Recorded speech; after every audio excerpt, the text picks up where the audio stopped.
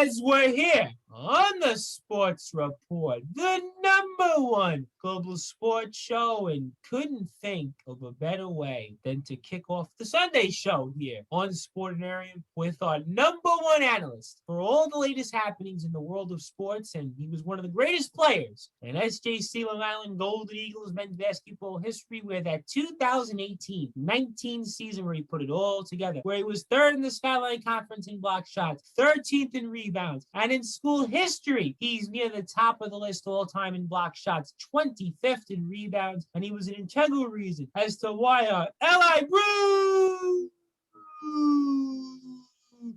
Crew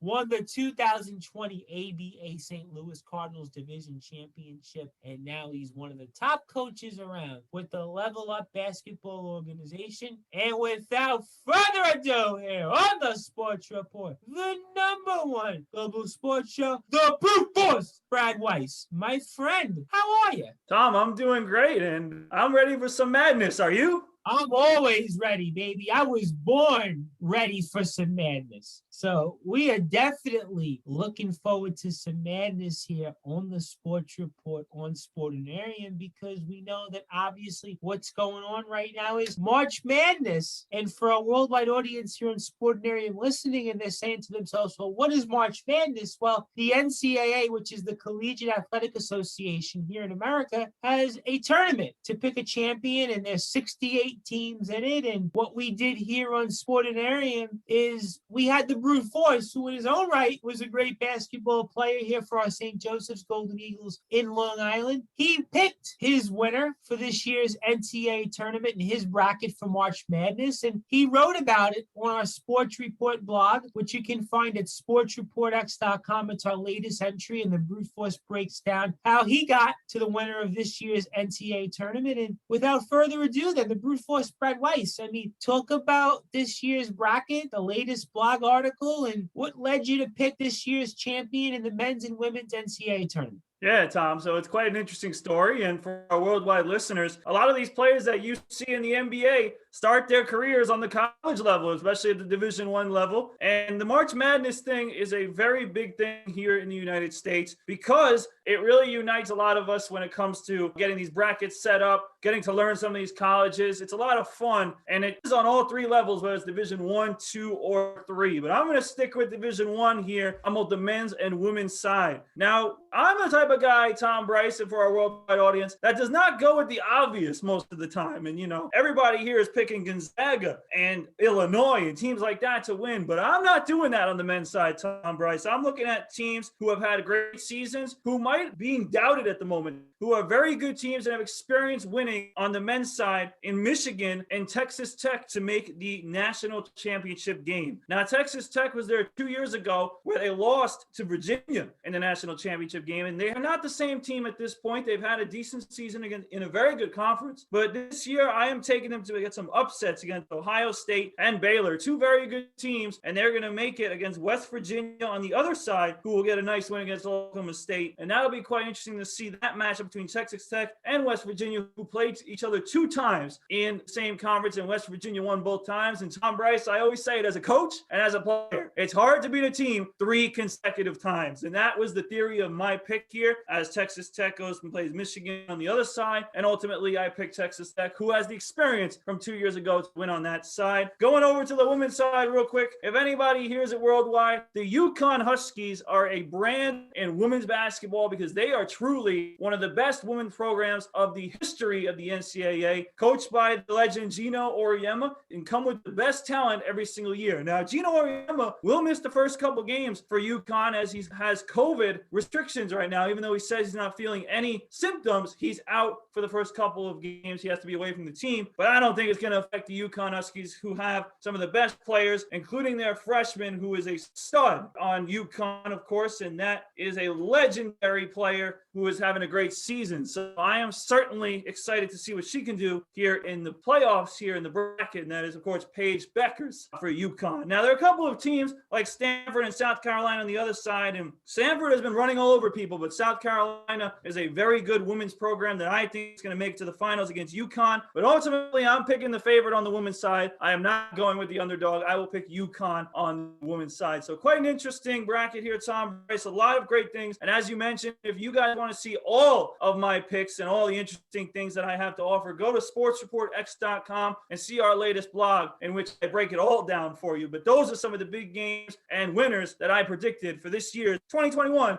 NCAA Division I tournament. Everybody can read that once again at sportsreportx.com. And the brute force, I'm almost saying to myself, boy, you really went out on a limb in the men's side by picking Texas Tech to win the national championship, a 6 seed, a 17-win team to win the NCAA tournament. It's one thing to pick them to win a couple of games and get into the Sweet 16, but it's another for them to win the championship. And then the other team that struck me was the Rutgers Scarlet Knights, the brute force, because the last time the Rutgers Scarlet Knights was in the NCAA tournament, you weren't even born, and I was a baby. We're talking about 1991. So it has been a long time before Rutgers has been in the NCAA tournament. So very interesting things. We're extremely excited about that. I know that March Madness is a little bit tempered this year because of what's going on with COVID, and everywhere you're not going to be congregating as much. So at least we think. So the March Madness is probably not going to be what it used to be. But nevertheless, we're extremely excited about that. And everybody can once again read the Brute Force's blog and article on why he picked who he picked when it came to Texas Tech and UConn. And again, the Brute Force UConn. Everybody picks UConn. Listen, you don't even have to know anything about women's basketball, and you could have picked UConn. So that was an easy one, the Brute Force. But the men's one, certainly, we're going to be talking about next week with you. But going over to the pros in the NBA, and let's start off with our Brooklyn Nets first, the Brute Force, because the Brooklyn Nets, again, to me, I don't even think anymore it's about the regular season, because we know that the Brooklyn Nets are on a run right now that we've probably never seen them have in the entire history of the franchise, winning 14 of the last 15 games. But to me, it's more about what's going to happen when we get to finally see Kevin Durant regularly as a Brooklyn Net and Kyrie Irving alongside him with James Harden. But for a worldwide audience here on Sportinarium, let's start with the Nets first and talk about the Nets as they continue to steamroll through the rest of the NBA.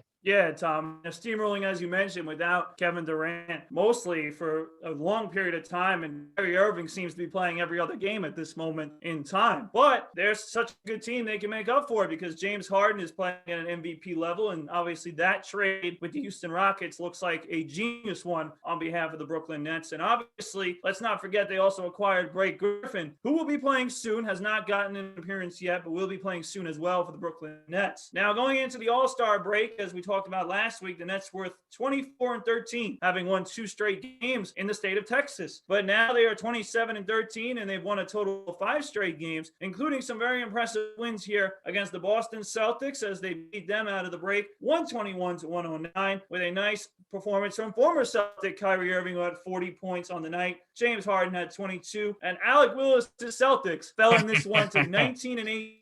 As they have not had that great of a season. So Alec Willis should be a little concerned, Tom Brice. Jason Tatum did lead him with 31. Marcus Smart came back from injury, and that's a key for the Celtics. So watch out for Marcus Smart, who had 19 points in his game back, and a few others contributed as well, but the struggling Celtics did lose to the Nets. The Nets then came back, and they surprisingly only beat the Pistons by 5 points, one of the worst teams in the NBA, and Blake Griffin's former team in the Pistons, but the Pistons fought hard. But James Harden was too much for them, having a triple-double with 24 points, 10 rebounds, and 10 assists in this game. Then the New York battle, Tom Brice, between the New York Knicks and the Brooklyn Nets was on Monday, the 15th, as the Nets pulled off the win against the Knicks, 117-112 in a game that was not very close for most of the game, but at the end was only a 3-point game where a controversial travel call made the game go the way it went. Now, the Nets were leading by 18 points in this one. They definitely blew it, and that was a little concerning against the Knicks team, but if we've been watching those New York Knicks, we'll talk about here in a moment, they have been resilient all year long, and it doesn't matter who they're playing, whether it's the top team or the bad teams, they have been very competitive. So the Nets definitely showed a lot of respect for them. But Kyrie Irving had 34 points, and James Harden, once again, the triple-double machine, 21 points, 14 rebounds, and 15 assists. My God, that is absolutely unbelievable. And Jeff Green added 20 points, and the Knicks had trouble stopping him. So as we speak next week, Tom Bryce, we'll see the Nets play the Pacers as well as the Orlando Magic on the road, and they'll also host the Washington Wizards before they begin a West Coast swing in Portland against the Trailblazers. We'll see if Kevin Durant and Blake Griffin come back at that time. But as we keep on saying, the Nets keep on rolling. James Harden now has 100 games of 40 points or more in his career. He goes off for 40, 15, and 10 against the Pacers. Can I ask you this question, the Brute Force? Right now, in your opinion, James Harden the NBA MVP? I actually don't believe so. But what's helping him get his case is that the MVP, who I thought it was supposed to be the MVP, Joel Embiid, for the Philadelphia 76ers, is currently injured and had a very bad-looking leg land and definitely messed up his knee.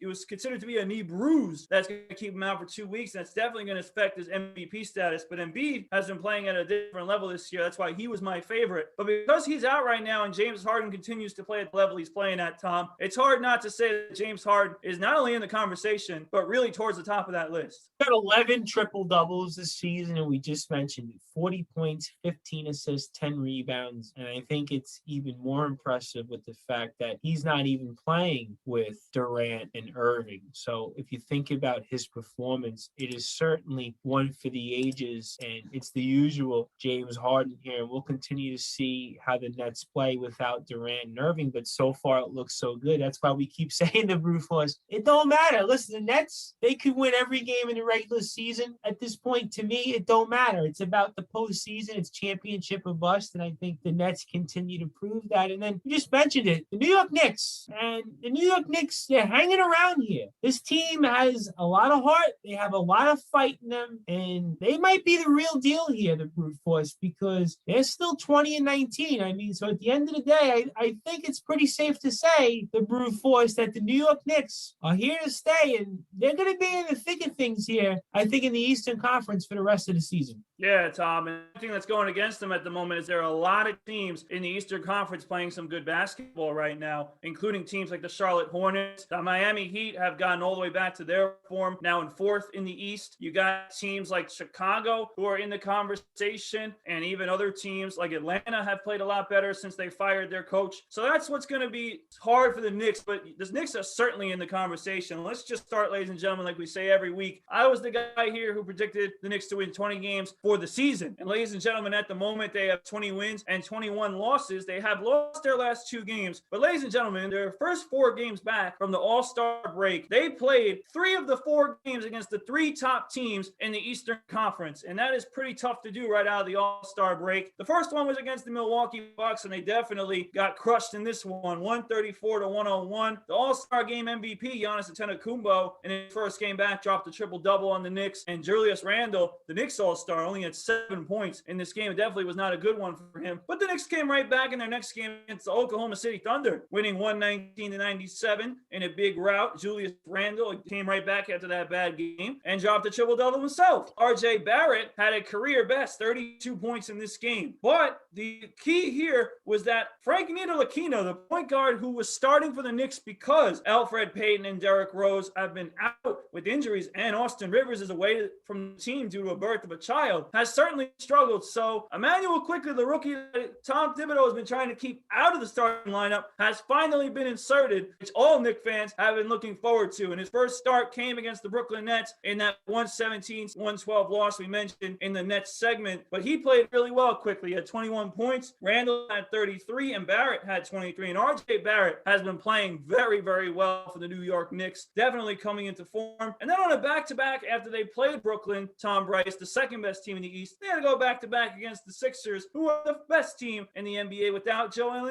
Embiid, but still had a great game. And Long Island's own Tobias Harris, who has had an all-star worthy season, probably got snubbed from the all-star game, had 30 points in this one, closed the game for the Philadelphia 76ers, who were down 9 to the Knicks after 3 quarters, but came back as the Knicks only scored 14 points in the fourth quarter. And if there's any issue with the Knicks, it's fourth quarter scoring, ladies and gentlemen. They have to do a better job of closing games, as the Knicks lost to the Sixers 99-96. So we'll see what happens going forward. The Knicks are going to return to the Garden to play the Orlando Magic. They'll have a chance to get revenge against the Philadelphia 76ers, and they'll play the Washington Wizards, who are towards the bottom of the Eastern Conference. So we'll see if they can rebound, get back over 500, and certainly stay in conversation for Eastern Conference playoff berth, because there are a lot of teams playing really well in the East. Absolutely. The Atlanta Hawks was a team, the Brute Force, we talked about a few weeks ago, that made a coaching change, and the Atlanta Hawks are red hot. We talked about them as a disappointment, yet they're back at 500. The Miami Heat we've talked about, they're now in first place in their division, and the Miami Heat look like the team you thought they would be at the start of the season. You got the Bulls and the Pacers in the mix still. You got the Raptors, who were in last place, but yet just a game behind the Knicks in the loss column. And you got the Celtics, who you just talked about. So I think the Eastern Conference, we've sort of seen now what the picture is going to look like in terms of maybe fourth or fifth in the East, up until maybe that 11th spot. So I think that now we've seen distance between teams, where I think that the Pacers, I think the Wizards, the Pistons, and the Magic, those are the teams you're pretty much going to say to yourselves, those teams are likely not going to be in contention, that it's pretty much everybody else. So the Knicks are in the middle of this free-for-all here. And the Brute Force, we know that there was some other significant NBA moves here that our worldwide audience on Sportinarium would be curious about, and fill us in on what some of those moves were. Yeah, Tom. So you talked about a really good Eastern Conference. Well, 2 of the teams just got a lot better towards the top of the conference. And starting with the Milwaukee Bucks that we mentioned with the Knicks at the beginning of their second half, the Milwaukee Bucks just got better because they received forward PJ Tucker from the Houston Rockets. The Houston Rockets, who, ladies and gentlemen, have lost 17 straight games since they lost James Harden. Basically, they have been terrible. And PJ Tucker, who's a very good player, who has been on winning teams before, is definitely going to be a big piece for the Milwaukee Bucks. Rodion Kurucs, the former Net, will also go to Milwaukee in the deal, and a first-round pick from Houston in 2022 will go to Milwaukee, and the Houston Rockets will get DJ Augustine, DJ Wilson, and a 2023 first-round pick. So a lot of guys named DJ for the Houston Rockets in that trade. Milwaukee also let up Torrey Craig, the forward who used to be on the Denver Nuggets, and he went to the Phoenix Suns, who are certainly also a very nice contender as well in the Western Conference. And then the Miami Heat, they acquired Trevor Ariza from Oklahoma City, a guy who wasn't playing very much in OKC, but has been a very nice journeyman player who has that chip on his shoulder from being traded all over the place. And you know that the Miami Heat, who have so many players who have chips on their shoulder, like Jimmy Butler, Bam Adebayo, Tyler Hero, Duncan Robinson, the whole team has a chip on their shoulders. They've been doubted before. And Trevor Ariza is just another one who's going to prove his way onto the Miami Heat and a winning team that certainly is making a case to get back into that conversation for winning the Eastern Conference as well. Now, the guy who was traded to Oklahoma City was Myers Leonard, the forward, and also a 2027 second-round pick. Leonard, of course, was in the news for an off-the-court issue, and that basically led to his departure with the Heat. Leonard does have to waive a no-trade clause, but he is expected to do so in order for this trade to go through. So, 2 really good teams in the East in Milwaukee and Miami, getting better. And certainly, watch out, because the trade deadline is coming up here. By the time we speak next week, Tom, that deadline will be here, and we'll see whether all the teams in the Eastern Conference make a move, including our New York Knicks. New York Knicks, I think, are the team to keep an eye on very closely, because the New York Knicks, as you pointed out, are in the thick of things here in the Eastern Conference. And this might be the year that the New York Knicks maybe make a move at the trade deadline that can move them up, because if you look at the standings, I mean, the Knicks can make some damage here. I mean, there's no question that the Knicks have a shot here to get back into the postseason. And I think New York Knicks fans like yourself and Alan Duratovic, among many others, are craving for some playoff basketball. And I've always said there's nothing like New York postseason basketball at Madison Square Garden. We know that we're going to see fans possibly maybe at 20% capacity, 25% capacity. So if you think 2,000 fans are allowed now, the Brute Force, wait till the possibility of the Knicks back in the postseason in 4,000 fans or so in the Garden. I mean, listen, stay tuned, and we're certainly looking forward to covering all of the latest happenings in the world of the NBA with our number one analyst around, who's celebrating our 1 year anniversary with us. We're almost at that point.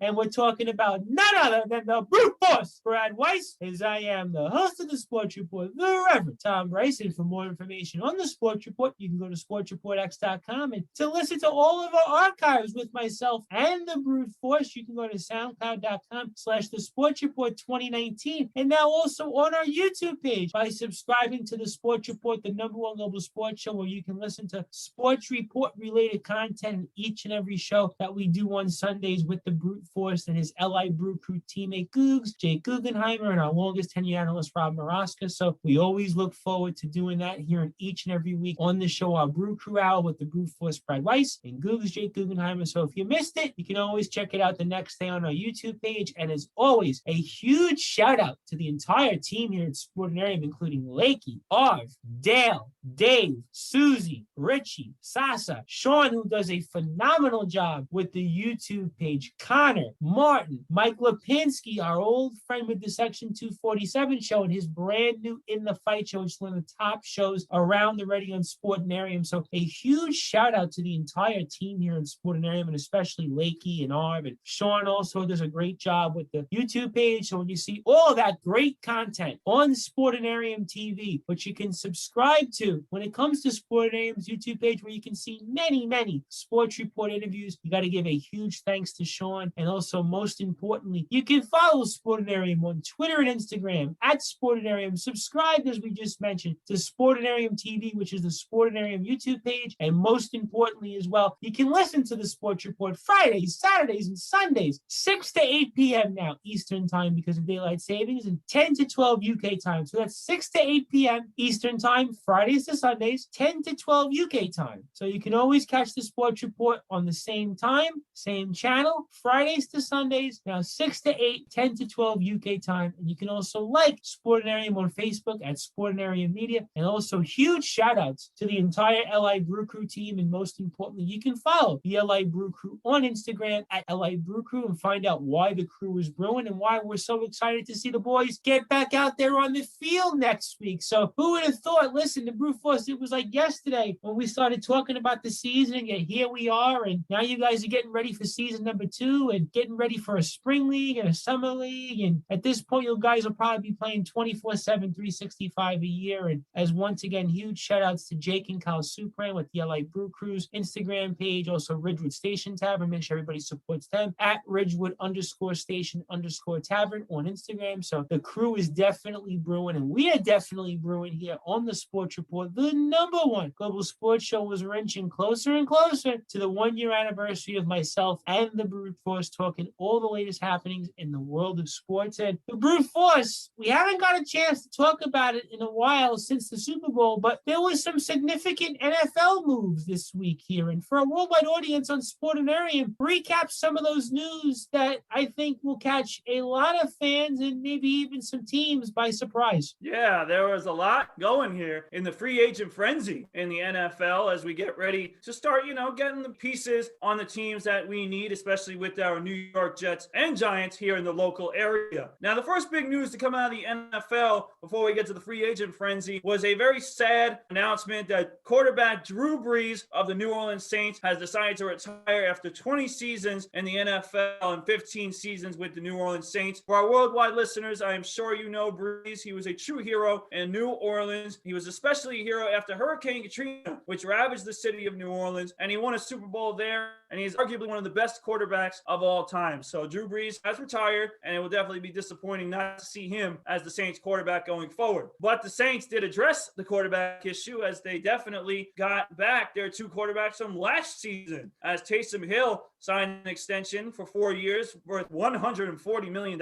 And also Jameis Winston came back on a 1-year deal. But to start with the big player in the free agent frenzy, and that is Matt Hurts, Frank Basile, and Christian Paces, all my teammates from the SJC Long Island Golden Eagles. They are all New England Patriots. And boy, did Bill Belichick and staff get some players into New England as they signed multiple players to contracts. First, they signed Cam Newton back, which is a very controversial topic as they got Newton as their quarterback. They also signed tight ends Hunter Henry and Jonnu Smith to 3 and 4 year deals, who are very good tight ends in the NFL, respectively. They also signed wide receivers Nelson Aguilar and Kendrick Bourne, and they also signed linebacker Matthew Judon from the Baltimore Ravens, who was a very good player there, as well as stealing one of our Jets players, defensive end and tackle Henry Anderson, as well as safety Jalen Mills from Philadelphia. So they definitely got a lot better in the New England Patriots and definitely making the Jets look like arguably the worst in that division at the moment. Now, other teams that made the moves here are the Jacksonville Jaguars, who signed Shaquille Griffin from the Seahawks. Detroit Lions wide receiver Marvin Jones went to Jacksonville, and a few others, definitely including Carlos Hyde, who used to be in Seattle, joined the Jacksonville Jaguars,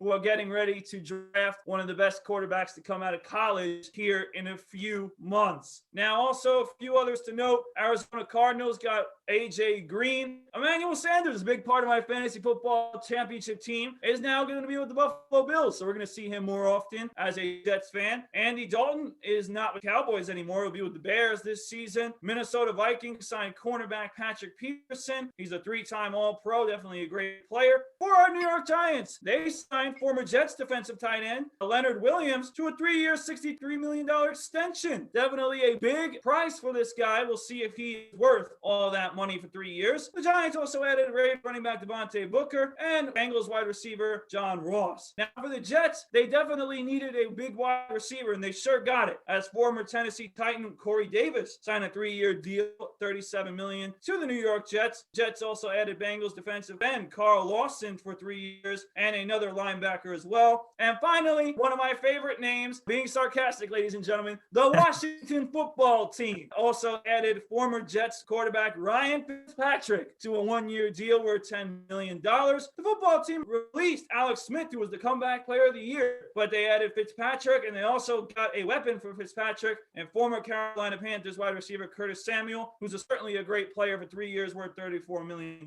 So there's a lot of transactions and as many more that I did not cover. But overall, Tom Brice, the free agent frenzy is starting in the NFL. And we'll see whether these moves impact these teams, especially for our teams here in New York, the Giants and the Jets. Drew Brees retiring, I know that there was some mixed signals there, but I thought after the game they played in the postseason against the Buccaneers, he kind of felt like that was going to be his last game. And one of the moves that surprised me, the brute force, very quickly was the Patriots re-signed Cam Newton. I mean, that one seemed a little bizarre to me. I mean, what's your thoughts on the Patriots offseason and them re-signing Cam Newton? Yeah, well, going over those names that I just did a moment ago, they got a lot of great players, Tom Brice, to surround the team on both the defensive and the offensive side. But the one thing that was pretty suspect and questionable was the re-signing of Cam Newton, who really did not play well last year, Tom. I mean, he's throwing balls in the dirt for 5 yards. He can't reach his target. It was very inaccurate for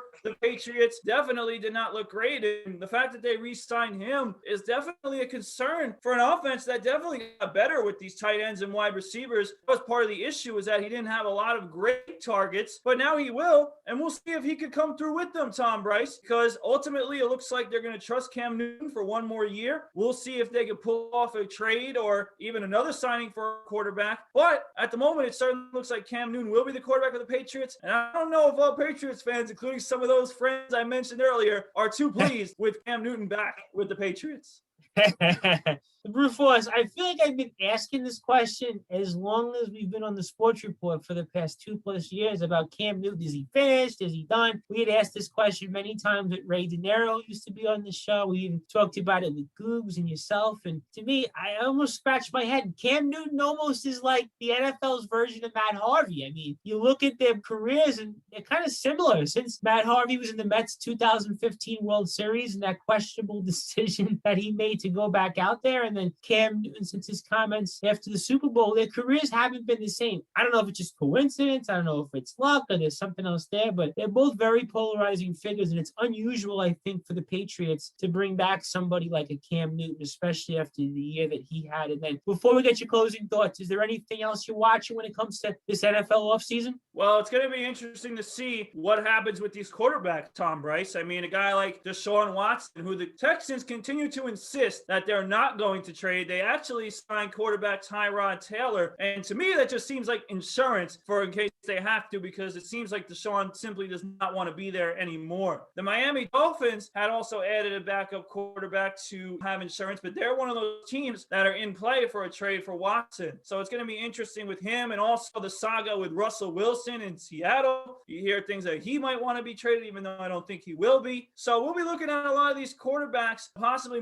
moving a little bit more, but ultimately it may not happen. So I think that's going to be the key. And also we'll see whether the Jets, specifically in the AFC East, which is looking pretty good as the Buffalo Bills, the Dolphins, and the Patriots have all made significant improvements. The Jets have a great coach, but they need to continue building the roster. Yeah, Brute Force, I kind of think this is another make or break off season for the Jets here, because the division here all of a sudden has improved drastically, where if you looked at it, there was some daylight between Buffalo and, let's say, New England and the Jets, and the Dolphins were a bit of a surprise. But now I look at it, and all three of those teams are potential playoff contenders, and you know that the Patriots were not going to take this season down lying. I mean, they're a proud franchise. They've been the premier franchise in all of sports over the past 20 years. So you knew that the Patriots were going to make some moves to look to bounce back. So I kind of think the Jets, more so than the Giants, are on the clock here, because the division has improved, and this all of a sudden now has become a very tough division. So we'll certainly see what happens, and we're looking forward to covering that along with all the latest happenings with you, my friend, on next week's show, as we're moving closer to that 1 year anniversary, and what a show that is going to be. So I am sure we are in for quite a number of surprises. I'm sure we are in for a lot of fun, and we're looking forward to doing that with you. And for you, my friend, I want to give you the floor. I want to give you any closing thoughts. As always, plug where our listeners can get in touch with you. I cannot thank you enough for all that you do for us, as you're an integral reason as to why we're the #1 global sports show, and as to why we're on Sportinarium, the #1 global radio station, and we're heard in 8 countries. So you know the drill, my friend. Plug where our listeners can get in touch with you, and may the force be with you, and the floor is yours. Yeah, Tom, thank you for another great week of the Sports Report, our 52nd episode together. But as you mentioned, the 53rd will be a special one next week, as it'll be our 1 year anniversary. For all those that do listen to me, and I appreciate all our great listeners, be sure to follow me on social media at BWise20 on Instagram and Snapchat, and at BradWise20 on Twitter. Specifically on my Instagram page, you're going to see some of me and Tom Bryce's throwbacks from 1 year ago, as some of my best clips from 1 year, my first episode, will be on my story on Instagram. So be sure to check it out. Once again, at BWise20 on Instagram.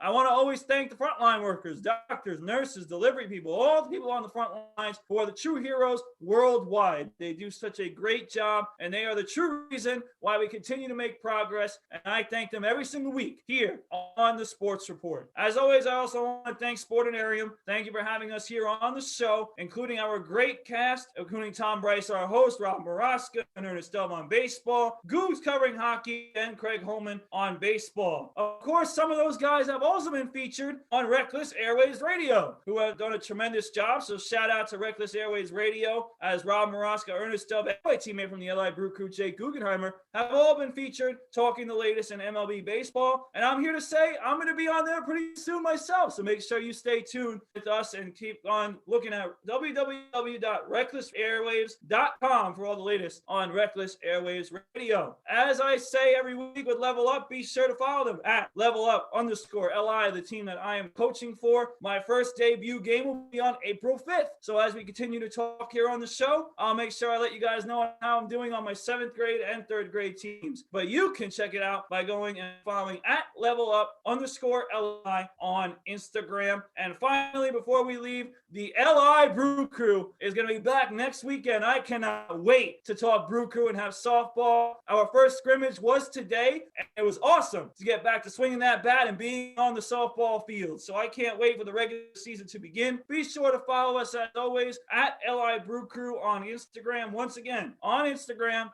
at LI Brew Crew, to see what is happening with Long Island's premier softball team getting ready to go after 2 more championships in the spring and summer. We cannot wait, and we certainly cannot wait to cover it here on the Sports Report on Sportinarium with myself and my teammate, Jake Guggenheimer. We'll see if we can get something going together as well. So be sure you stay tuned with all our social media on all the latest with the LI Brew crew. So thank you, Tom, for another great week of Sports Report. I cannot wait for another week next week and the 1-year anniversary of me and you speaking here on New York's #1 and now the global #1 sports show. And that, of course, is the Sports Report. Looking forward to all of that, the Brute Force, and congratulations on getting back out there on the diamond. I know it was very cold here in New York this past week. Last week, the Brute Force, we were talking, and I was ready to put my shorts back on. I was getting ready to go in the pool, and I was thinking we were on our way to summer, but yet here in New York in the Northeast this past week, it has been very cold and chilly. We've had winter-like conditions. So clearly March is the time of year where we can't make up our mind whether we're going into spring and summer or we're stuck in reverse in winter. Maybe that's why it's called March Madness, because the weather is definitely mad, but obviously very humbled about the opportunity. We're approaching our 1-year anniversary and 52 weeks in the books with you, my friend. Looking forward to about 520 more weeks and certainly the next 52 weeks in the short term, and looking forward to all of that great stuff. And congratulations for getting back on the court with the team, and looking forward to some Brew Crew talk with you and Googs here, and looking forward to see what Googs has in store for us, especially with his New York Rangers now back on track here shortly. So the Brew Force, may the force be with you and the rest of the forces, including the Gentle Force, the Strong Force, the Super Force, and the Special Force. And we're looking forward to speaking with you next week, my friend, and congratulations on all the success. Thank you, Tom, and look forward to hearing Googs as his Rangers got a big win here. So let's see what Googs have to say on all the latest in the world of hockey. Cannot wait to hear it here on Sportinarium. As we're here on the Sports Report, the #1 global sports show, as we were just with the Brute Force, Brad Weiss, one of the greatest players in SJC Long Island Golden Eagles men's basketball history, and an integral part of our LI Brew crew, who are getting ready to take the field next week. And he's also doing a phenomenal job now as a coach with the Level Up Basketball Organization, which does a phenomenal job on behalf of the community here in Long Island. As I am the host of the Sports Report, the Reverend Tom Bryce, and stay tuned for more hard-hitting analysis here on Sportinarium, the #1 global radio station, as we talk with the aforementioned Googs, Jay Guggenheimer, about all the latest happenings in the world of the NHL. As I am the host of the Sports Report, the Reverend Tom Bryce, and stay tuned for the legendary Googs, Jay Guggenheimer, as we were just with the Brute Force, Brad Weiss, talking all the latest happenings in the world of professional sports. And we're here on the Sports Report, the #1 global sports show, and stay tuned for Googs, Jake Guggenheimer. As we're here on the Sports Report, the #1 global sports show with our #1 NFL and NHL analyst, and we just heard from his teammate on the LI Brew crew,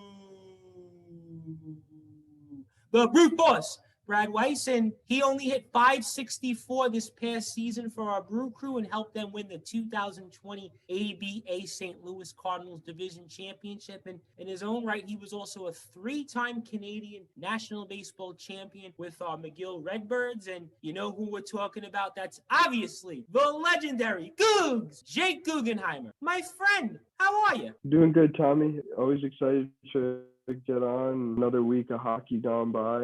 I'm always excited to come in and talk about that with you. So looking forward to breaking down what's happening in the NHL. Absolutely. And there's a lot to get into with the Rangers and the Islanders, because it was a record-setting performance for the Rangers. And on the flip side, the Islanders had some devastating news. We kind of hinted at on last week's show. I'm sure we'll get into that with you quite a bit. But before we get into all of that, Googs, we kind of hinted at it also on last week's show. We understand a few days ago, you were just over on our friends at Reckless Airwaves Radio, where you talked about all the latest happenings in the world of Major League Baseball, and especially our Bronx Bombers, our New York Yankees. So for a worldwide audience here in Sportinarium, talk about the experience with our friends over at Reckless Airwaves Radio. Yeah, it was a great experience. Got the opportunity to talk about the MLB season and my predictions for, how I thought that was going to go down division by division. Definitely delved a little bit more into the Yankees and Mets,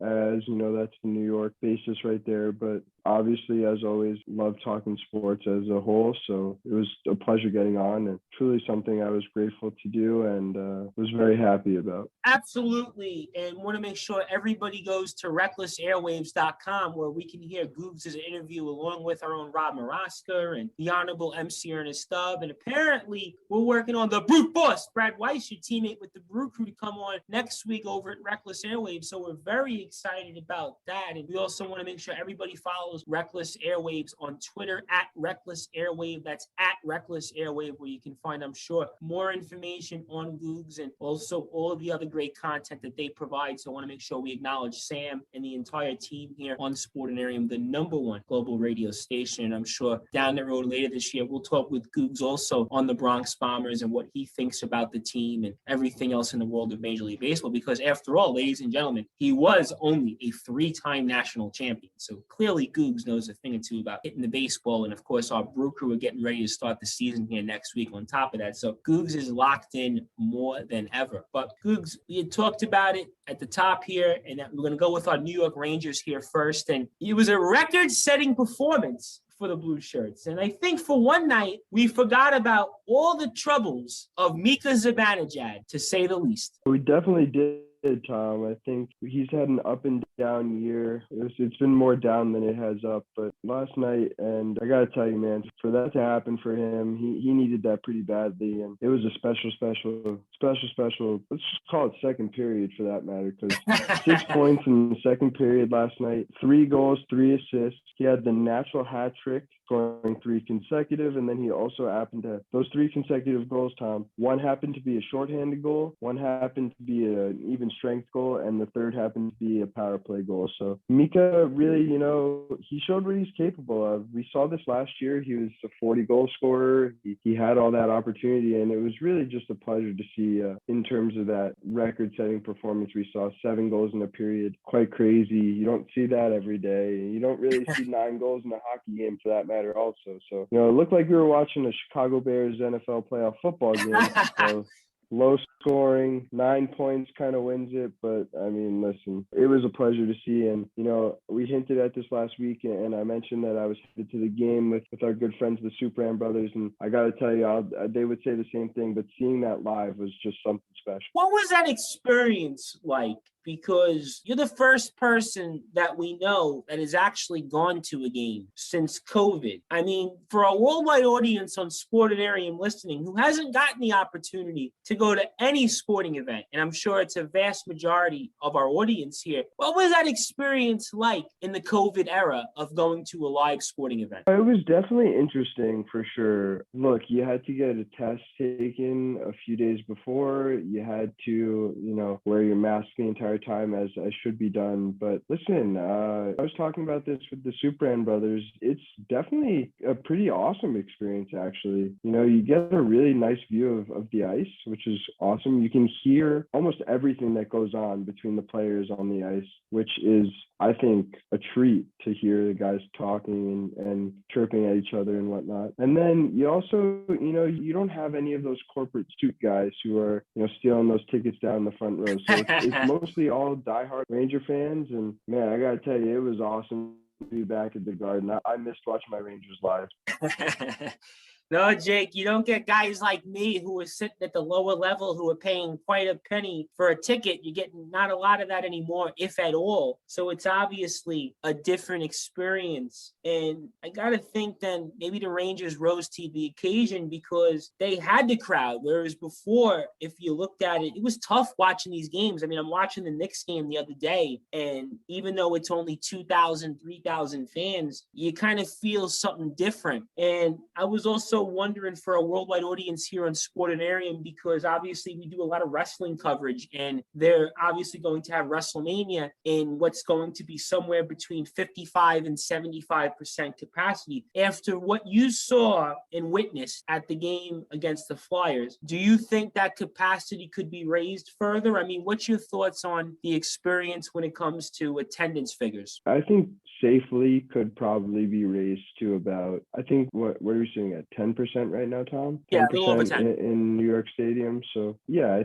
think they could probably get raised to 20. I wouldn't mind seeing 4,000 fans there. I mean, look, it was really cool. I mean, it was awesome to be back, and there's nothing like a hockey game or a sporting event live, really. So look, it can be raised safely. The protocols need to be put in place, but it's not possible whatsoever. It's definitely, something that I think a lot of people are keeping an eye on. The Mets and Yankees both announced today, reverting back to baseball, that their stadiums will be open at about 20% capacity for the time being. So that's about 8,000 fans at Citi Field and about 10,000 at Yankee Stadium. So it can happen. It can definitely happen. And I think it would be awesome just to have fans back in the stands. Absolutely. And we've watched the Super Bowl and we saw the success that had. And we've also covered a number of boxing fights here on Sportinarium. And we've seen the Canelo fight, whether it was the Garcia fight. And we've seen that they had close to 25 to 50% capacity. Obviously, Florida is a different state. Texas is a different state. But we've seen the success and it's being able to be done. And we've even heard that concerts are going to be allowed to come back also at 25% capacity. So I think, Jake, it's only a matter of time that attendance numbers are going to rise. And I certainly think with the warmer months ahead, I could certainly see 50% or at least 35% capacity by May into June, just because of the amount of people that are vaccinated and also the warmer weather. So I think that better days are on the horizon here. And speaking of the Rangers, obviously, Jake, we just alluded to it. It was a record-setting night. The team is still at 500. They're 8 points back of Boston. I mean, they've still got some light between themselves and the Bruins and even the Flyers. I mean, what do you think this team can do to continue to keep the momentum going? Look, I mean, the last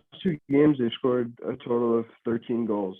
So that was a big thing we had talked about pretty often on this show. And when we had the opportunity to speak a little early in the season about the Rangers, one thing that we focused on was the fact that they weren't getting scoring. And now they are. So continue to put the puck in the net. That's what you got to do. Continue to put the puck in the net, be confident in your abilities, and have the opportunity to continue to put yourself in position to win games. Their goaltending has to be solid and consistent. And we mentioned that Shesterkin is coming back. We spoke about that off the air a little bit. He's prepared to, I think, return starting probably the end of next week, it looks like. And yeah, I mean, if they get consistent goaltending and are able to score goals at the rate that they're scoring goals right now, I mean, we're going to be in for a pretty fun time when it comes to the Rangers in the second half of this season. There's still a lot of time left, and the Rangers play the teams that they have to beat in order to get themselves back in contention and get back into the postseason once again. So we know that the opportunity is there for this team. So obviously, we like the fact that Panarin is back. Uzenovic has got 26 points. We like that. Kreider, we've talked about. I mean, what a run that Kreider has had. He's got 14 goals this year. I mean, you're looking at a year that he's going to wind up having. It's probably going to be close to 30 goals. And that's not the kind of player that you'd expect from a short season out of when it comes to Kreider. But also, Jake, that the Rangers have some prospects here on the horizon. And I think that this team's going to get younger and maybe even quicker here in the near distant future. Yeah, I mean, look, Rangers fans have been waiting for this for a long time. And it looks like it's going to be Vitaly Kravtsov. And he just got called up from Russia the other day. He's got a couple more days of quarantine and he should be, making his way. They just agreed to deals with a couple of defensemen. One, the one of note is Braden Schneider. He's a young, very solid defenseman. I'm looking forward to seeing what he's able to bring to the table if and when he does, come up. And, having the emergence of Adam Fox, that's been pretty awesome to see. Having the solidified play of Jacob Trouba and the mentorship he provides to Keandre Miller, that's been pretty awesome. So we're really young, very much so learning as a team. And I wouldn't be surprised to see them, go out there and either try to make a move to bring in a veteran presence who can also try to put the puck in the net a little bit, or try to stick with it and just let the young guys play. That's something very interesting here, Jake, and I want to talk about it because you talked about a veteran scorer and the trade deadline. And the trade deadline is a few short weeks away here. And the Rangers are sort of, again, in this position where they're not dead and buried, but they still have some light between themselves and Boston and even the Flyers. And obviously, I think that these next 2 weeks are going to determine where this team goes and how this season is going to end up. But there's a player that we were talking about off air. I think for different reasons, we both find them controversial, and especially your teammates on the Brew Crew, and that's Jake and Kyle Supran. And that's Ryan Strome. Because if you look at Ryan Strome, the production's there, but I know that for Ranger fans, there's always some type of thoughts and feelings about Ryan Strome. Maybe it was because he was an Islander. Maybe it was because as an Islander, he was a disappointment. But offensively, he has produced as a Ranger. But where does this team go with Ryan Strome? Because I kind of think, Jake, in some ways also the value for Ryan Strome might be its highest now than if the team holds off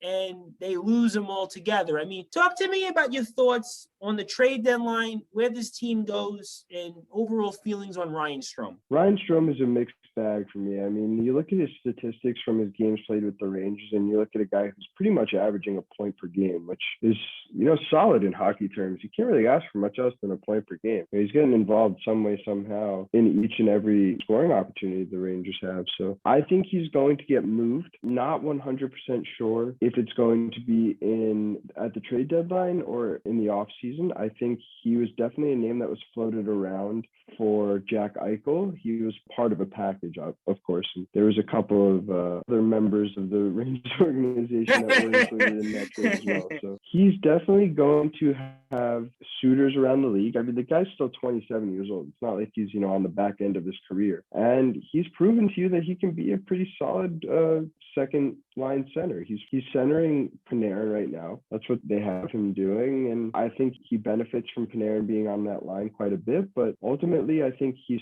a much more solid player than he's given credit for. And while he's not my favorite, I think he's going to get moved and will bring some return to the Rangers, whether it's at the trade deadline or it's in the offseason. Yeah, I kind of think, Jake, with a player like this, it's kind of a mixed bag. And you might be getting now a player at its peak. So I almost think at the end of the day, it's probably best to make the move, because if you hold on to him and it doesn't work out, and the biggest example of that was another player, Jake, who was a former Islander and Ranger, and that was Michael Grabner. And Michael Grabner, a few years back, if you remember, I felt like every time I looked, he scored for the Rangers. He must have had something like 20-something goals around the time of the trade deadline. And the Arizona Coyotes, if I recall correctly, traded for Michael Grabner, and the Rangers made the smart move, because if you look at Michael Grabner's career, it certainly wasn't the player that he was for those 2 years with the Rangers. So I think at the end of the day, Jake, it's almost like you got to sell high and you want to buy low. So obviously you want to make sure you make that right move. And I think Strome, you probably move him at this point, especially where the team is in the standings. And then before we move on to the Islanders, is there one or two things you think the Rangers need to do most especially in order to continue to keep the momentum going?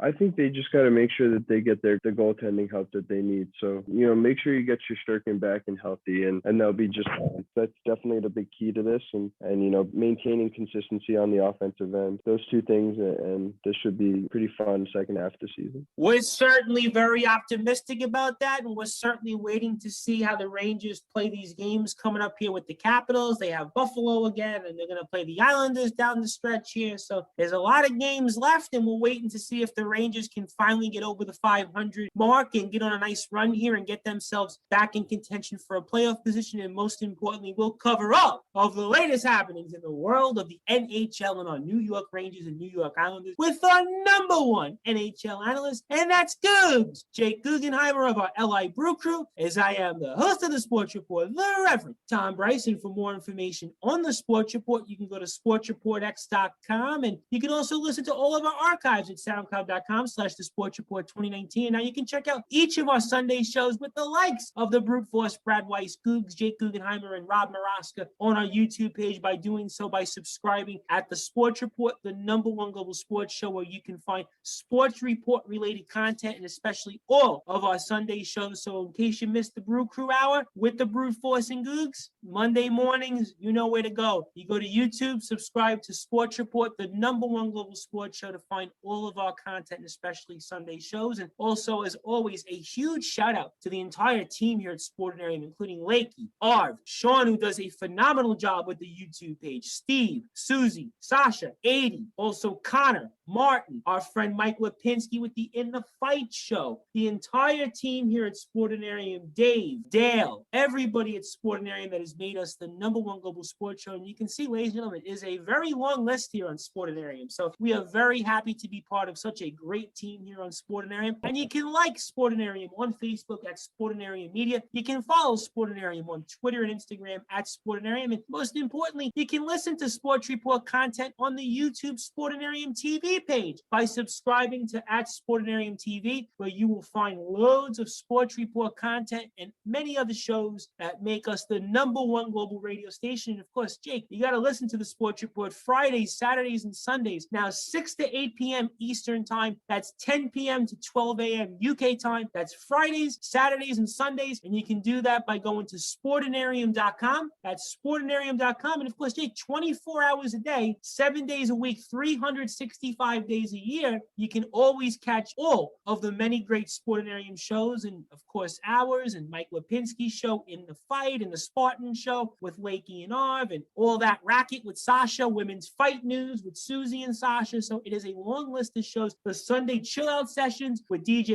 80. Obviously, we're so honored to have cut the promo for the show to start and kick off. So there is so many shows on Sportinarium. You know where you got to go. And of course, Jake, we cannot leave out our LI Brew Crew. Jake and Kyle Supran do a phenomenal job with the Instagram page. Everybody needs to follow the LI Brew Crew on Instagram at LI Brew Crew for Brew Crew related content and all updates related to the team. So in addition to finding out what's going on with the boys here, you can always do so on Instagram at LI Brew Crew. So I want to make sure we give a huge shout out to the entire team as the boys, along with Googs and the Brew Force, are getting ready to kick off the season here next week. And it feels like yesterday, Googs, that you guys were starting the season last year, which led you guys winning that ABA St. Louis Cardinals Division Championship. And we are here talking all the latest happenings in the world of the NHL with our #1 NHL analyst, and that is Googs, Jake Guggenheimer, who's coming off the highly successful guest appearance on the Reckless Airwaves radio show, talking all things related to the New York Yankees. And now we're going to talk with Googs about the New York Islanders, my favorite team. But Googs, we kind of alluded to it last week, and the unfortunate news that Anders Lee is now out for the season, and it's going to be a big void for the Islanders.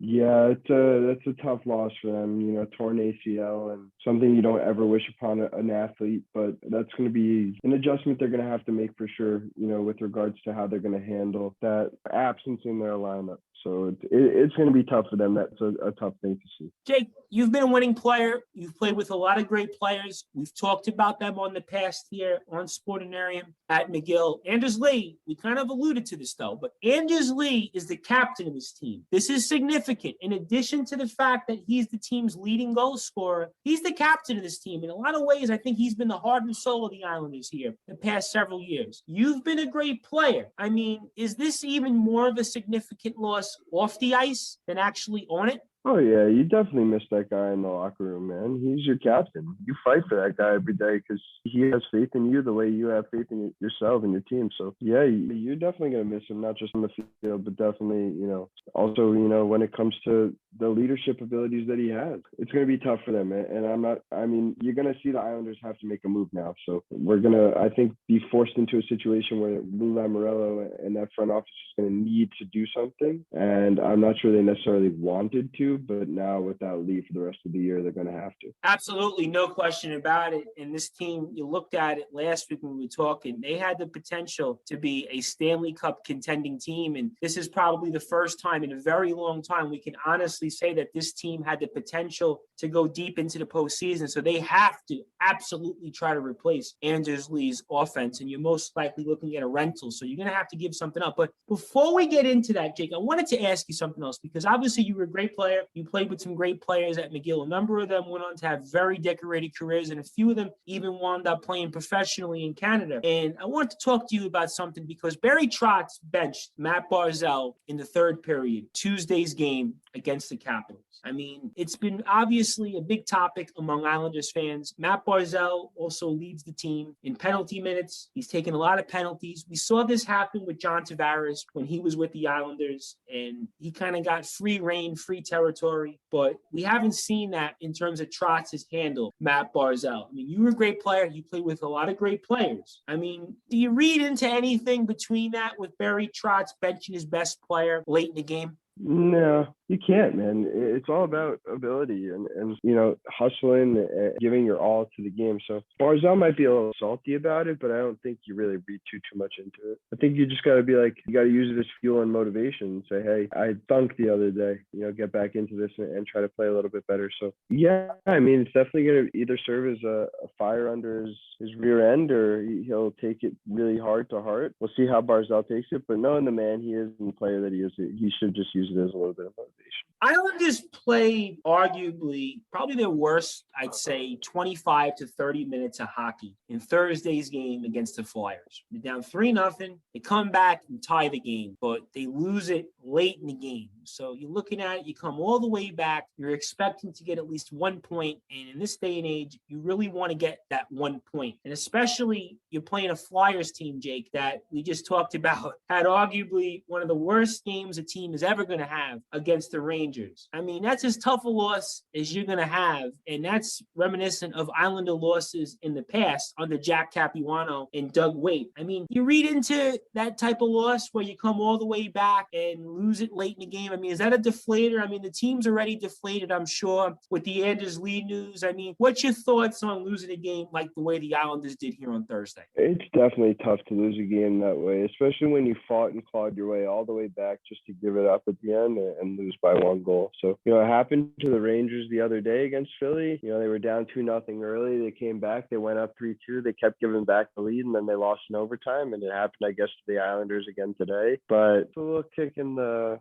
family jewels there. It stinks to have that happen, especially when you fought so hard to get back into a game that you were seemingly out of. Islanders, before we speak next week, have 2 more games with the Flyers. Then they go to Boston for 2 more games. And then go to Pittsburgh for 2 more games after we speak next week. So the Islanders now are in a tougher part of their schedule. So in a way, Jake, that long winning streak might have helped this team weather the storm potentially that they're facing here after the loss of Anders Lee and Thursday's very tough loss, very heartbreaking loss. I mean, for the Islanders to get back on track here for these next couple of games and to keep the momentum and where they are in the standings, what do you think they need to do? They've got to have other components of their lineup pick up the slack. I think you're going to have to see them rely heavily on Barzell, which they have been doing already, but it's going to have to happen again. And then you're going to see them rely heavily on Josh Bailey, big piece, Jordan Eberle, another big piece. So you're going to see them rely on those guys, even the young defensemen, Pulak and Pelech. They might even ask a little bit of Clutterbuck and Matt Martin on that 4th line, Tom. So, you're going to see a lot of moving parts for the Islanders. I wouldn't be surprised if we saw a lot of lineup changes that they came their way, especially Trotz experimenting with what may and may not work. So, I mean, they got to try to weather the storm a little bit. I mean, look, they're still a very talented team, so losing Anders Lee is not going to kill them in the long run, but it is a tough loss for them as a team because, he does mean so much to that team. Absolutely. No question about it that he means a lot to this team. And Jake, to me, the 2 players that I'm keeping an eye on very closely in order for the Islanders to pick up that offensive slack is Anthony Beauvillier, who at times has shown you in different lineups that he can be a guy that you can depend upon, and Brock Nelson, because Brock Nelson is a much ballyhooed player when it comes to Islander fans. And at times he's shown you that he can be a guy that in fact can pick up the scoring load here. So I think that those are the 2 players I'm going to watch here very closely when it comes to this team. Obviously, Beauvillier has not had the year that we've hoped for in years past, but Nelson's a guy who's got the 12 goals. So to me, I think that that's the guy I'm looking at in terms of stepping up here for the offense. Jordan Eberle, to me, Jake, he's very streaky. No question that he's part of the offense. But again, to me, Eberle is a guy that's very, very streaky with this team. Even Nick Leddy has scored a little more than the past few years. He looks like he's back to his usual self of a few years ago. There's a lot of guys, I think, on this team that are going to have to pick up the slack here. We'll certainly cover it here on the Sports Report with you and all the latest happenings in the world of the NHL next week. And we'll see what happens. We'll see if the Rangers can keep the momentum, and we'll see if the Islanders can get back on track. And for you, my friend, I want to give you the floor. I want to give any closing thoughts. As always, plug where our listeners can get in touch with you. And I cannot thank you enough for all that you do for us, as you're an integral reason as to why we're the #1 global sports show. So you know the drill, my friend. Plug where listeners get in touch with you, and the floor is yours. Yeah, everybody everybody. Just want to again give a quick shout out to our frontline workers who are doing such a great job handling this pandemic. Also, always available to talk sports or whatever that may be on Twitter or Instagram. Twitter, it's at JM Guggen, and on Instagram, it's at Jake Guggenheimer11. Again, Tommy, thank you for having me on this week. It's always fun to talk some hockey with you. I know that you and I both enjoy this topic a lot, so it's always fun to get that squared away and taken care of for the week. And hey, man, I'm looking forward to running it back again next week. I think, we're looking forward to a really good second half of the season. We'll see what happens for sure with the trade deadline and what pieces get moved around, if any. And until that point, Tommy, I'll let you go, but I'm looking forward to reconnecting next week, and it should be a fun one. Absolutely looking forward to it. Cannot wait to cover all the latest happenings in the world of the NHL. And huge shout out to all of our many frontline workers who have made a difference, especially in our great communities in Staten Island and in Southern Brooklyn, and of course on Long Island especially. That has been the anchor and linchpin of this show from the very beginning, is those good people out there in Nassau and Suffolk counties, and obviously in Southern Brooklyn and Staten Island, who've supported me on a personal level, especially all those great frontline workers. And we know we have several of them that listen to the show either Fridays, Saturdays, and Sundays, and want to make sure we acknowledge all of them. And for you, my friend, looking forward to speaking with you next week, and looking forward to speaking with you one more time before you start the season with the Brew Crew, my friend. Yeah, looking forward to that too. We got a warm-up scrimmage this Sunday against our good friend Don Palumbo's brothers team. So we'll work out the kinks, and then starting the 28th, it'll be full go. Well, ladies and gentlemen, the crew is brewing as we are here on the Sports Report, the number one global sports show with our number one NFL and NHL analyst. That's Googs, Jake Guggenheimer of our LI Brew Crew.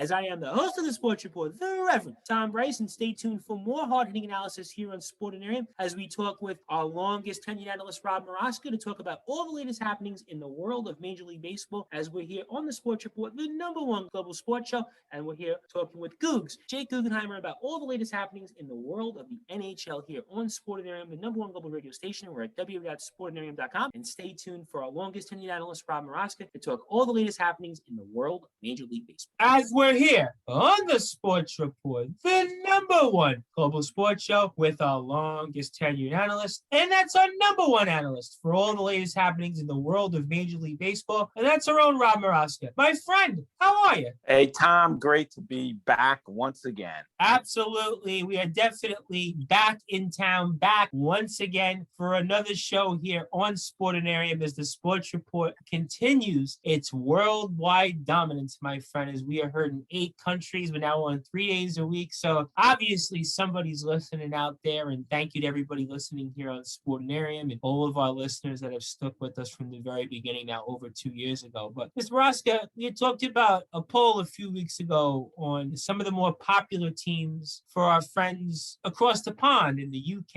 and in Ireland and elsewhere. And the Boston Red Sox were at the top of the list. So we thought we would talk about the Boston Red Sox spring training so far for our many fans here on Sportinarium. And from your vantage point, talk about some of the things that you've seen here from Red Sox spring training. Okay, well, there's a better attitude in camp this year, and there's one name that brings that better attitude, and it's Alex Cora is back as the Red Sox manager, and that's a big deal in Boston. Let me tell you, we knew Ron Roenicke last year, his run as the manager of the Red Sox was going to come to an end with that awful season last year. Even though it was a COVID season, they were terrible. And I didn't think Alex Cora was going to come back that fast, though. I mean, after the Houston Astros scandal and everything with that, who thought he'd come back this fast? But he's back. And let me tell you, the players and the fans are happy about that. Mr. Maraska, and I know the Red Sox were under pressure at the time, but it's almost as if maybe they should never have gotten rid of Alex Cora. Well, I think that they had to. I mean, the Mets had to get rid of Carlos Beltran. He didn't even manage one game for the Mets. And it's funny, though, how Alex Cora is welcomed back so fast because the Red Sox were really bad last year. And you don't hear a peep about Carlos Beltran.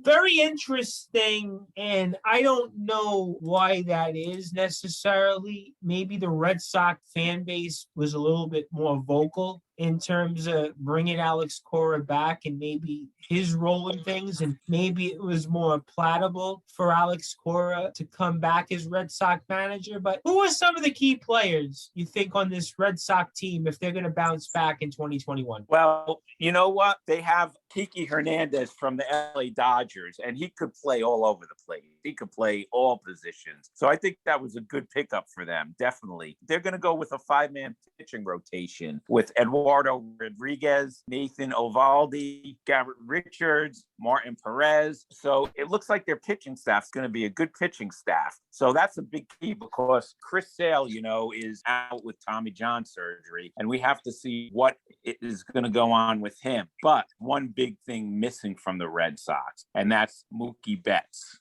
Well, we certainly saw that in this past year's postseason because I think a lot of Red Sox fans were definitely missing him, to say the least. And Chris Sale you bring up because Chris Sale was obviously one of the best pitchers in baseball. And maybe Mr. Maraska, that's where you can pinpoint some of the Red Sox troubles is when you don't have an ace like a Chris Sale around. Yeah, definitely. And, that's going to be a big deal. Right now, they're doing decently in spring training. They're 7-6, but let's face it, it's only spring training. They're scoring some runs. The pitching's been pretty good. But I think the key is Alex Cora. He knows how to handle the pressure of Boston. He's won a World Series with them. So I'll tell you, that was a good move to bring him back. The scandal, I think, is over. Maybe when he goes into Yankee Stadium, we'll hear some boos about it. Who knows? But we'll have to see. But I think that was a good move bringing Alex Cora back. And you talk about Nathan Eovaldi, and here's somebody that we've seen with the Yankees, and he's been a guy that's kind of been a middle to the back end of the rotation guy, but I think the Red Sox might be relying on him a little bit more at the top of the rotation because of the success that he actually had last year.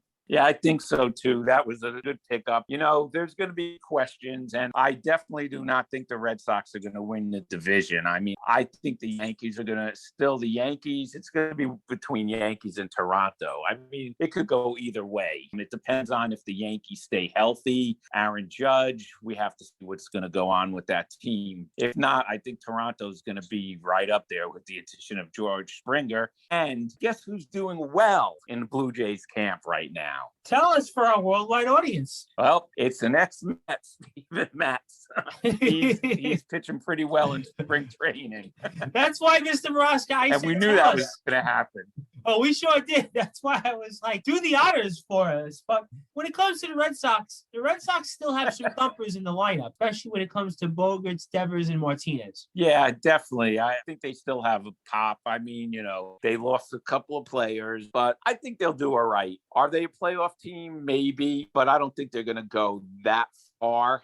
I don't think they're going to get to the World Series. I really think there's too many strong teams out there. But you know what? They're going to be better than last year. I definitely think they're going to be better than last year. Well, I don't think, Mr. Maraska, Red Sox fans can really complain too much because obviously this is a franchise that's won 4 World Series since 2004 when they broke the curse finally and came back against the Yankees and wound up winning their last 7 games to win the franchise's first World Series since 2018. So you look at the Red Sox the past 20 some odd years, it's a team that's been into the postseason several times over the past 25 plus years. We're talking about 13 appearances in the playoffs over the past quarter century. So I don't think Red Sox fans can complain here too much. But Mr. Maraska, ultimately at the end of the day here, as we're getting closer to opening day, Red Sox, where do you see them then in this division? I kind of see them right now at the moment in 4th behind the Yankees, Tampa, and Toronto. Yeah, I agree with you. I think it's 4. I think Baltimore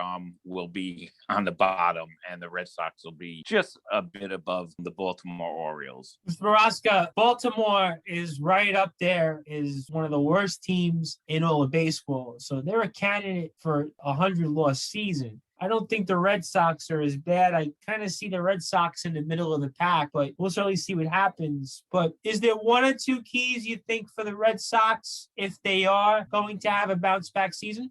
You know, like I said before, I think the key is getting their manager back. I think they realized they jumped the gun. They should have never let him go. They should have just took the heat. But I guess there was pressure from Major League Baseball to get rid of him. But I think the key is bringing him back. The players love him. He can handle that pressure. I'll tell you, that pressure in Boston is almost as big as it is in New York. I mean, it's really rough there. It's almost like Chicago and New York, definitely.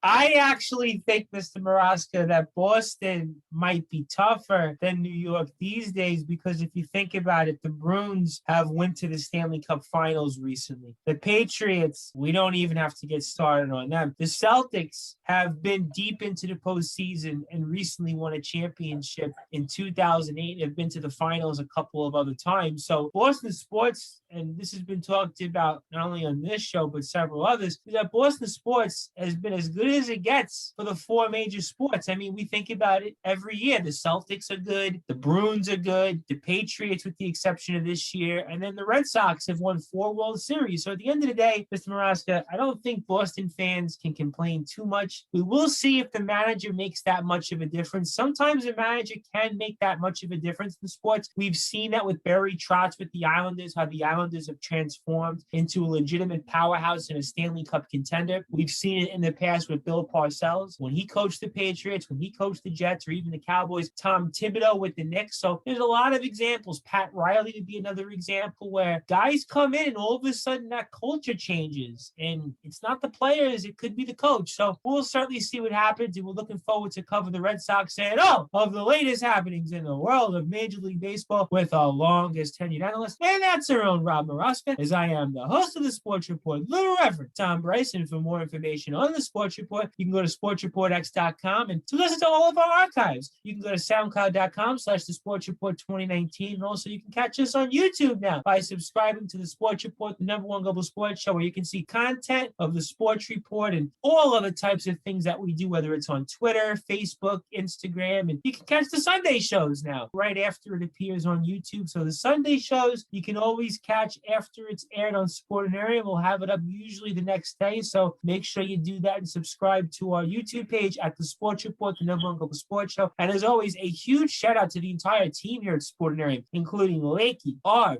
Dave, Dale, Sean, who does a great job with the YouTube page, Susie, who just did a great interview with Amanda Serrano, legendary women's fighting champion, Sasha, Martin, Connor, Mike Lipinski, our newest addition, our old friend from the Section 247 show and his brand new show, In the Fight, 80, who we've cut a promo for when it comes to his great Sunday chill out. So it is a who's who of people on Sportinarium. We cannot thank them enough for their support. And as always, you can follow Sportinarium on Twitter and Instagram at Sportinarium. You can also subscribe to the Sportinarium YouTube page at Sportinarium TV, where you can see Sports Report related content, including our most recent interviews with the main event, 2-Bit, the Rat King. And you can also see our interviews up with Declan McCarthy, the Hound of Ulster, RP Davis, the #1 band around, the Superlatives. So a who's who of people that we have interviewed you can catch on the Sportinarium TV YouTube page by subscribing to at Sportinarium TV. And as always, most importantly, you can catch the Sports Report Fridays, Saturdays, and Sundays, now 6 to 8 p.m. Eastern Time, 10 to 12 UK time, because obviously in the UK, Mr. Maraska, they don't do daylight savings. So most importantly, it's 6 to 8 Eastern Time. Now you can catch us, and then 10 to 12 UK time. That's not going to change. That's Fridays, Saturdays, and Sundays. And you can do that at Sportinarium.com, where you can only catch the Sports Report, but 24 hours a day, 7 days a week, 365 days a year of Sports Report and other shows content. As always, a huge shout out to the legendary Joe Dell. And you can go to joe-dell.com for all of your virtual keyboard and piano lessons. And of course, on every Sunday show, you'll get over 20 minutes worth of Joe Dell music from the legendary band Sleepy Hollow. So you'll definitely find out why Joe Dell is the best keyboard and pianist around. So everybody needs to make sure they go to joe-dell.com for all of your virtual keyboard and piano lessons, and learn from the best in the business and find out why he is on the Sports Report each and every show playing his music, and especially Sundays for over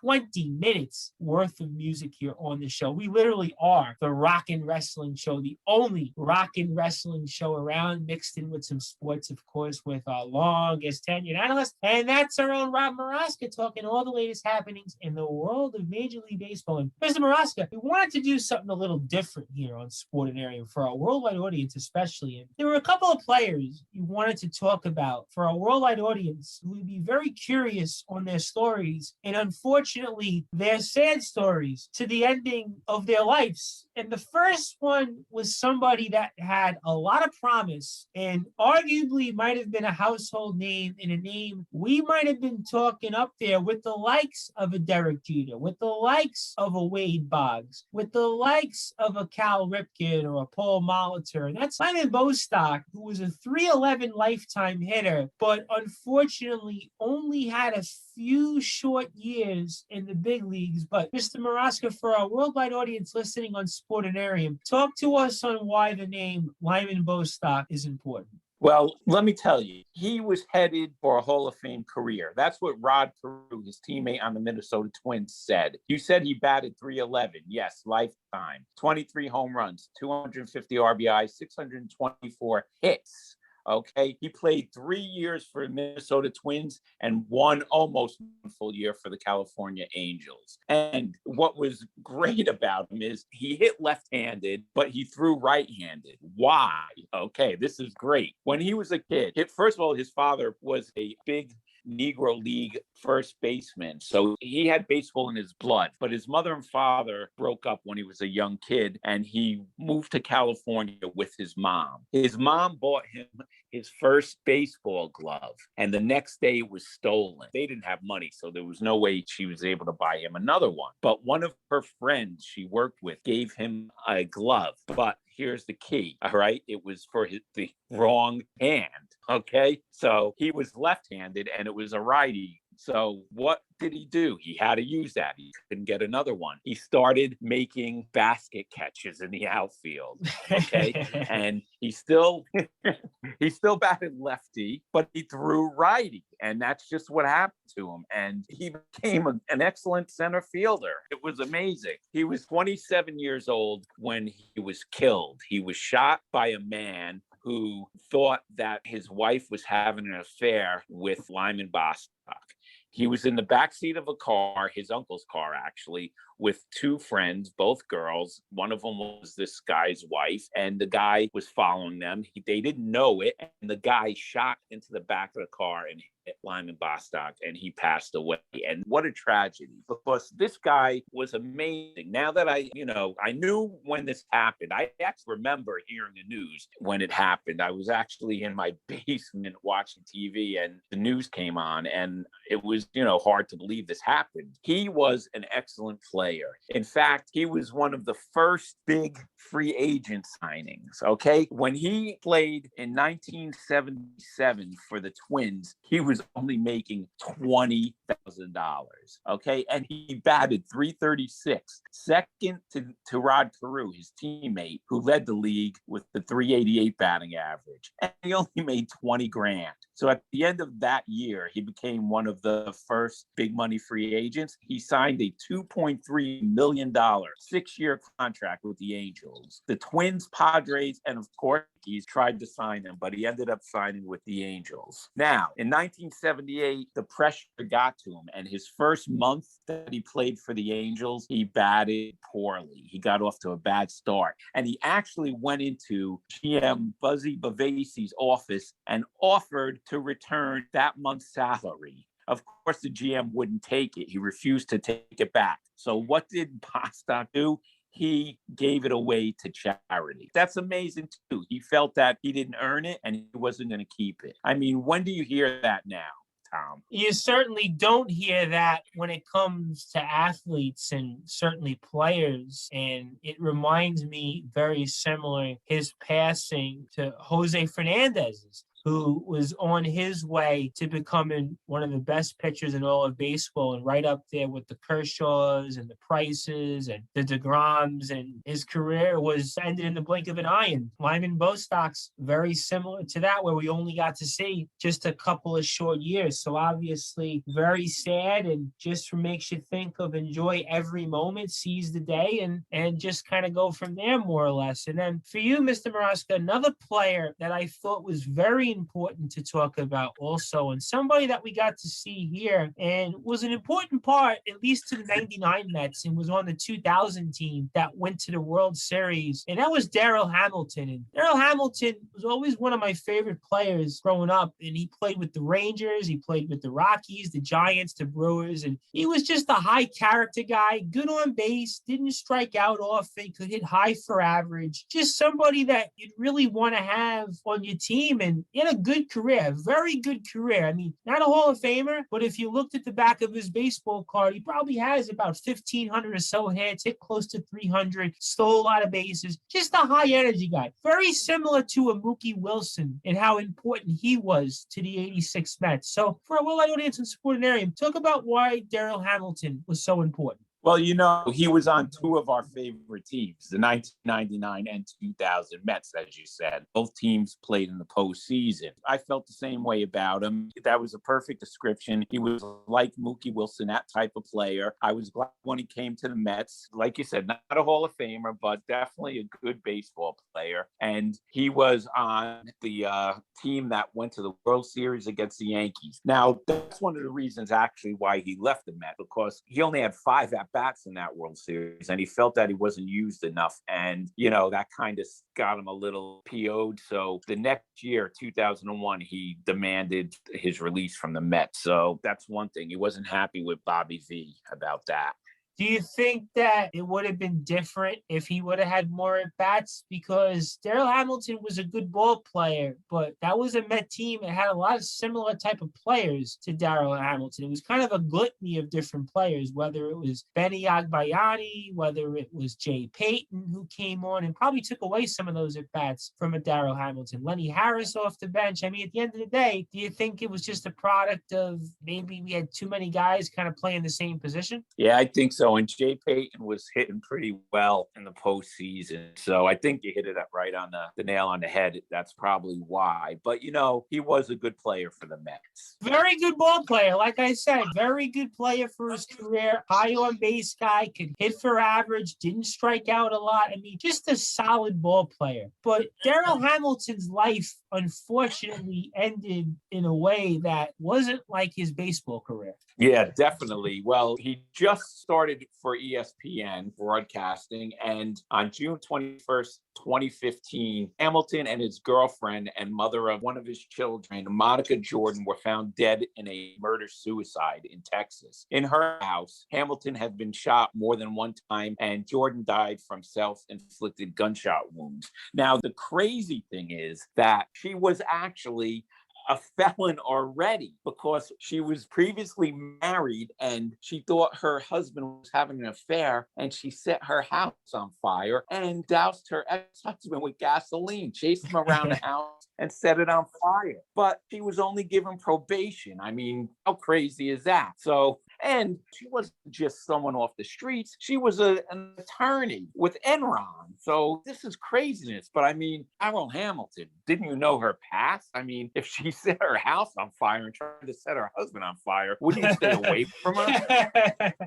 Why did we do a Google search, Mr. Maraska? This wasn't that long ago, if I'm not mistaken. This was about like 6 or 7 years ago. I mean, we had Google then. I mean, you're telling me he didn't do a Google search? I don't know. It's crazy. You should have known that. But I mean, even though she did that, she was still a lawyer, an attorney with Enron and Halliburton. So that's crazy too. It's really, what a way to go. And I remember hearing that. I was shocked. That was so shocking that Darrell Hamilton was killed by his girlfriend, and she killed herself too. Oh man, something was wrong with that lady. Yeah, listen, Darrell Hamilton was a guy I liked him. He was a good ball player, had a long career in the big leagues. an important player to some good teams, played with a lot of great players, played in the postseason a couple of different times with the Mets, as we pointed out, was a part of the 96 Rangers team that won the American League West that year and had the likes of Juan Gonzalez and Ivan Rodriguez and Dean Palmer. I mean, Ken Hill, Darren Oliver. So, I mean, that was a good ball club. Johnny Oates was the manager.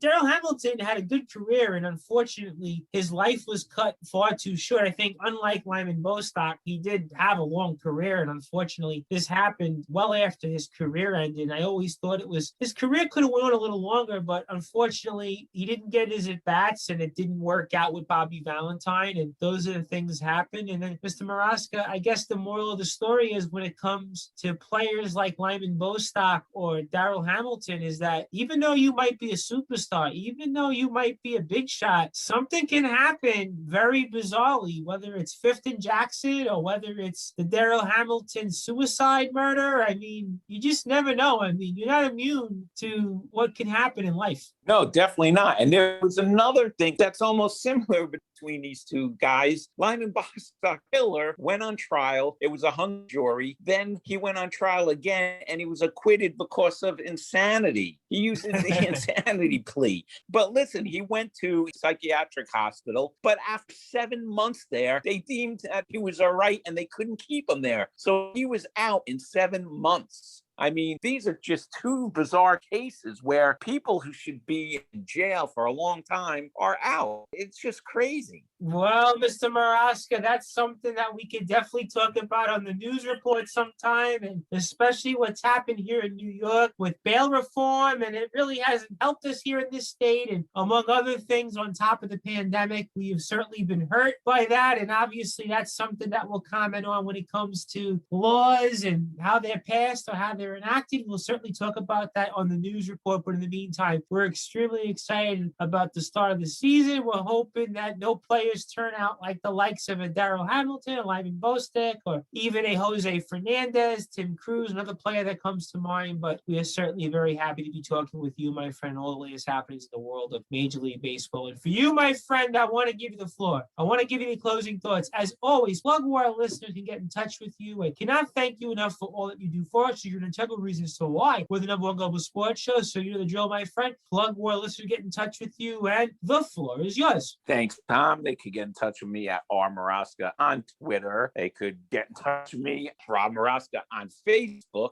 Also, I never mentioned that, but you could find me there too. I'm going to do another show for Reckless Airwaves Radio this week. I'm excited about that. I'm excited that some of the other guys from the Sports Report are going to do shows for them too, segments for them. It's going to be great, and you're going to hear us all over the place, Tom. Absolutely. Listen, one day at a time, and a rising tide lifts all boats, and we are definitely getting that rising tide that's going to lift us. And huge shout out to our good friends over at Reckless Airwaves Radio for bringing on Mr. Maraska. The Honorable MC Ernest Judd just went on there, so huge shout outs about that. Jake Guggenheimer, Googs, we're working on the Brute Force Brad Weiss. So the entire gang, you can hear them pretty soon on Reckless Airwaves Radio, including obviously Mr. Maraska. We're very excited about that, and we will certainly give details out when that is released so everybody can jump in and listen and find out why we're the #1 global sports show, and Mr. Maraska is the #1 analyst around when it comes to all the latest happenings in the world of Major League Baseball. And for you, my friend, congratulations on the latest appearance on Reckless Airwaves Radio. At this point, they might as well give you a show, but we'll certainly see what happens because we need you here on Sportinarium, and we're looking forward to speaking with you next week, and can't thank you enough. I'll always be here, Tom, and thanks for having me on every week. I love it, and I'll talk to you next week. As we're here on the Sports Report, the #1 global sports show with our longest tenured analyst, and that's our own Rob Maraska, as I am the host of the Sports Report, the Reverend Tom Bryson. Stay tuned here on Sportinarium.